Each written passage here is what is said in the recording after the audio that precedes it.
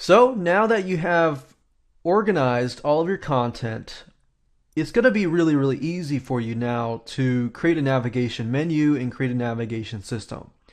Now, by creating a navigation menu or navigation system, this will allow you to not only organize the content, but there are ways to use this to increase the stick rate. Now, think about it. If somebody is able to find your content quicker than ever, then they're going to be fulfilled. They're going to feel like, okay, this site is actually worth my time. I found what I was looking for, and maybe I can find other things that I'm looking for in terms of related posts and things like that. But I'm going to talk both about WordPress and HTML. But the first thing I want to talk about is WordPress. WordPress, as you know, under Appearance, if you go to Menus, has the option to create a new menu for your WordPress theme. So you can organize the pages, you can organize links, you can organize categories as well. Now, in addition to this, you can also add what we call pagination.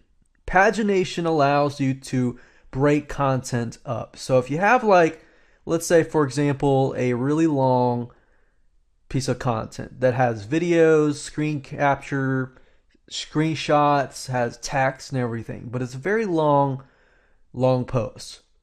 So pagination allows you to basically split the content into, say, 5 different parts.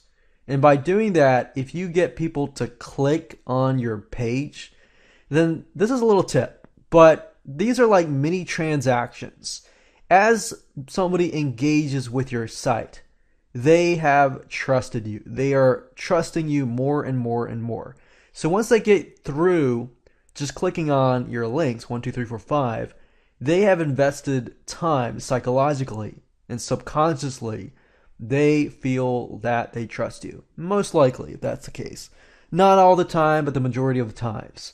And if that's the case, it's going to be easier for you to sell something, for you to get them to take action later down the road, especially if they reach the last page. Now, you can do this with HTML. You just have to do it manually.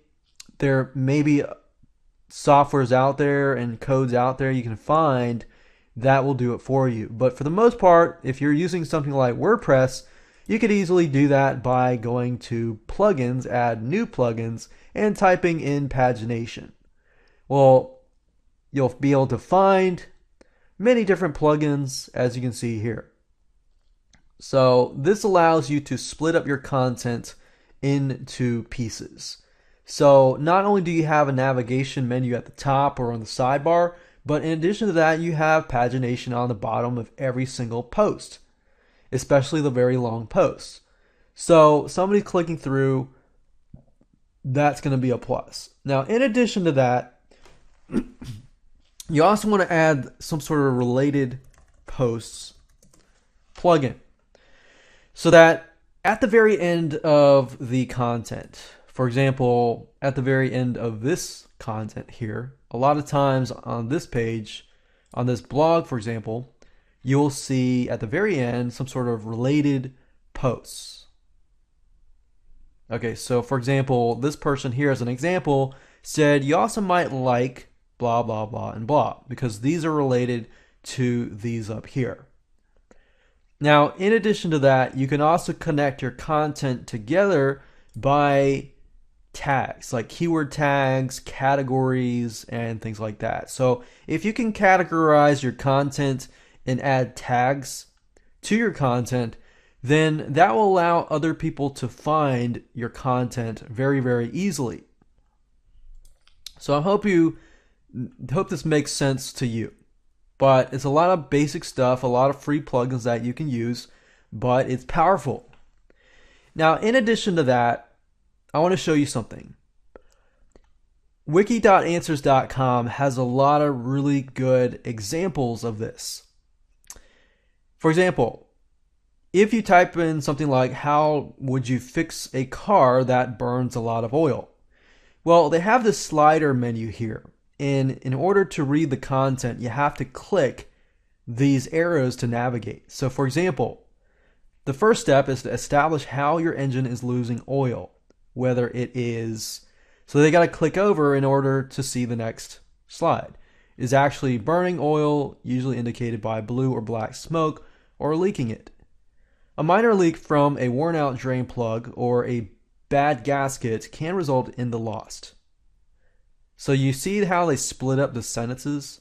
So if you have a short amount of content, this actually would be a great way to keep people on your site because they have to click over to get to the next tip. So even if you had the top 10 tips, you could do this too. You could apply this. You could use a slider to do this. So that's a little tip that you can use on your WordPress site and on HTML pages as well. And if you don't know how to do this, you can always find somebody on Fiverr, find somebody on Odesk to do it for you. Now, what I found in suggestions and recommending people to make it easier for them in terms of running an HTML-based page is with HTML, it's a little bit harder because you need to know the coding to do it properly. WordPress, it's easier because it's just point and click. You find a plugin, it does it for you. But if you head on over to envato.com, especially themeforce.net, and you type in HTML landing pages, by going here, you can easily transfer your data to an HTML page and go from that point on. Or you can transfer your data to a WordPress page and go from that point as well. But as you can see here, you can get access to some really good looking landing pages, as you can see here. So we got fitness here, we have a responsive HTML landing page. But as you can see, it's not just a single page for some of these. There are actually several pages. And remember, with several pages, you avoid a higher bounce rate. With a one single page, you pretty much are going to get a very high percentage or even 100% bounce rate, just like Google states.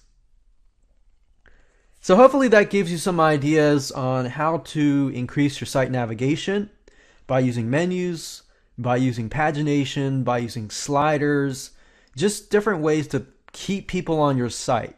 Like for example, the slider, you could keep people on your site because they have to slide over and over and over to get the actual content.